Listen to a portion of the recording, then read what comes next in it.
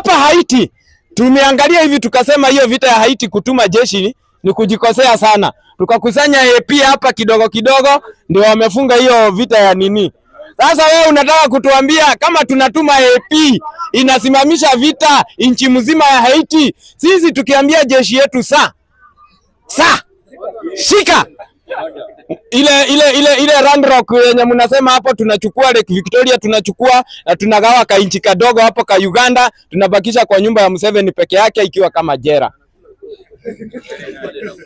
Leo asubuhi wakati wamesema tumeamuka, kama hujajua wametuma wanajeshi wangapi wa kutoka Uganda kama hujajua kukuja kusema pole kama hujui hivyo. Leo wameshuka hapa airport, enda uangalie kama ni ukweli ya kukuja kusema nini pole. Wanakuja kusema pole na wanaweza piga sisi.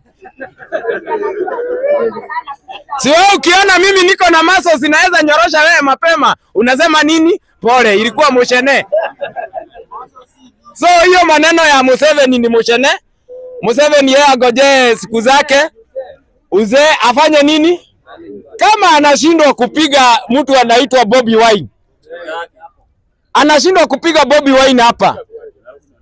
Bobi Wine ako na ame yake. Ukiona vile juzi wakitaka kumpiga hapa ile jeshi ilikuwa imejifunika hivi. So walishindwa kushika yeye. So Museveni ni bure. Museveni ni nchi ambayo hata Uganda hatufai kuongelelea. Kitu ya pili, hao ni watu hata hawafai kuwa kwa akili zetu. Watu tunaweza bishana na wao hata ndio unaona hatuna mambo mingi. Labda Tanzania kidogo, ndio unasikia Tanzania wakiongea na sisi tunachemuka. Lakini hata wewe umeona huyo mama anasema sisi ni viumbe. Kwa sababu anajua hizi viumbe za Kenya GNZ peke yake zikiamua kuingia hapo zinabadilisha hiyo nchi ya Tanzania. Nikimalizia na hiyo mswada siku anataka kuiongelelea sana, lakini wacha niiseme. Kwa nini Gachagua anasema hakuna kura itaibiwa? Wacha nikuambie. Mimi na huyu ndugu yangu huyu mbunge, kama sisi ni wezi, hakuna siku naweza iba mwizi. Mwizi kila wakati anakaanga macho. Huyu Gachagua wakati mmoja alikuwa anaiba kura, Gachagua alikuwa anasaidia yeye akiwa DO na DC. Ruto alikuwa youth leader. Relax. Nitakupea.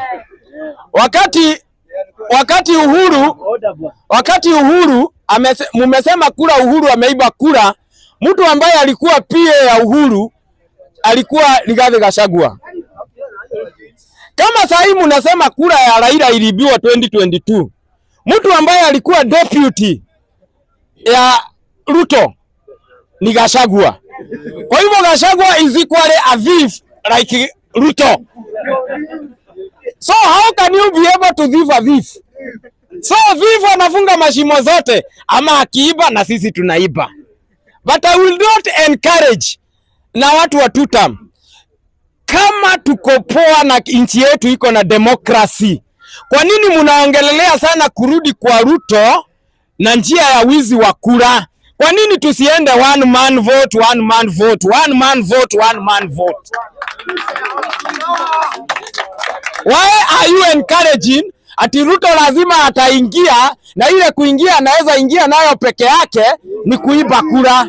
That means he is a very weak candidate. He is a very weak candidate.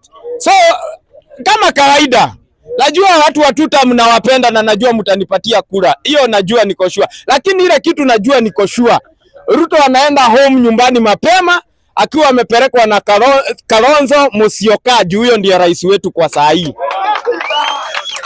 Na ukienda umesikia huyu mama vile ameongelesha Ruto hapa Makueni, mpaka Ruto anataka kulia. Saa hii Ruto mahali ameenda kusimamisha gari, alikuwa anasema UDA anarudishiwa one term, UDA one term, UDA, mpaka akasema hapa siwezi ongea, akapiga gari moto akaenda.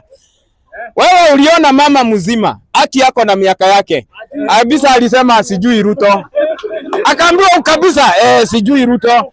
Lakini enda hapo muuliza, unajua Rigathi atakwambia Gachagua unajua Kalonzo unajua Matiang'i unajua anatembea lakini Ruto hata hajulikani Kenya yote.